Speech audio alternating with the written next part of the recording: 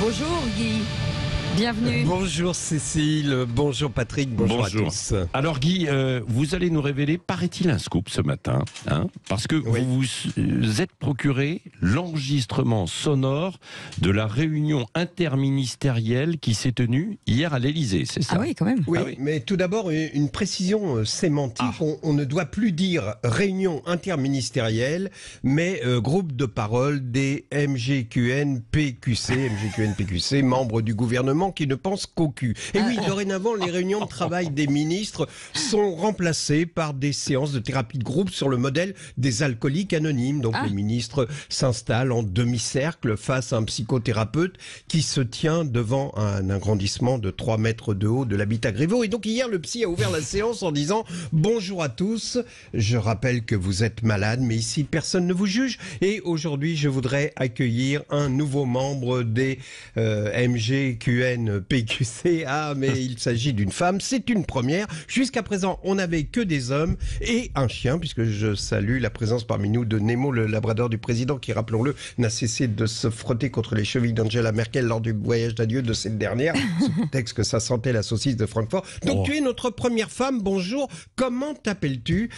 Bonjour, je m'appelle Chrysoula Zakharopoulou. Et là, évidemment, tout le monde éclate de rire et le psy intervient. Non, on ne juge pas, elle veut garder l'anonymat. Elle a parfaitement le droit de choisir comme pseudonyme le nom du méchant dans les Tintin et Milou. Alors, nous t'écoutons, Papa Andréou. Donc, écoutez, je suis ministre des partenariats internationaux. Ah bon, ça consiste en quoi?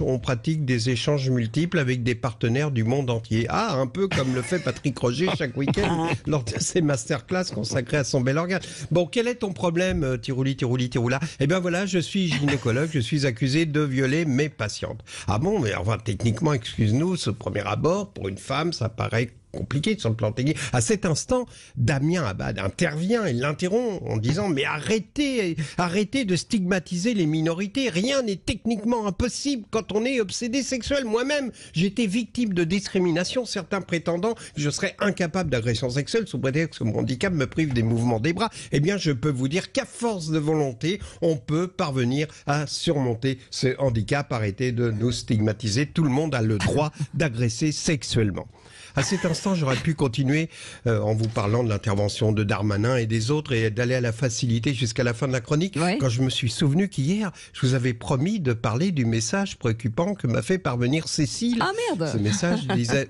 je cite, « Le week-end dernier, j'ai fait le ménage dans tous les sens du terme et crois-moi, ça a été le grand nettoyage de printemps. » Et là, chers auditeurs, je vous sens avide de savoir ce qui se cache derrière ce grand nettoyage. On imagine une rupture amoureuse. C'est ce moment où les femmes ont le courage de mettre fin à une situation de couple merdique, car ce sont toujours elles qui prennent les décisions. Nous, les hommes, on n'ose pas, on reste là, allongé sur le canapé. La situation s'éternise, mais on a peur de la solitude, du qu'en dira-t-on. On n'a pas envie d'annoncer à nos parents « je divorce », on laisse pourrir le truc, parce qu'on a peur de l'inconnu. Et les filles ont plus de courage. Alors un soir, qu'on regarde sur le canapé une émission d'Arthur, un vendredi soir sur TF1, on sent qu'elle nous observe et que la lave du volcan monte en elle et soudain, elle s'explose. Allez, tu vires.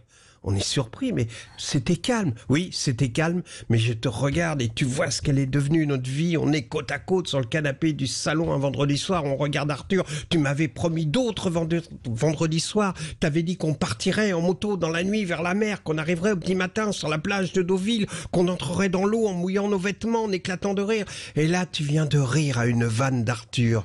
Et en te regardant, je m'aperçois que tu as du poil qui pousse dans les oreilles, un truc de vieux comme les papys qui jouent au boule au parc de la mairie. Je ne sais pas si c'est ça le ménage dont m'a parlé Cécile, mais en tout cas, c'est le ménage que sont en train de faire les Français et j'y pensais hier soir en regardant Macron.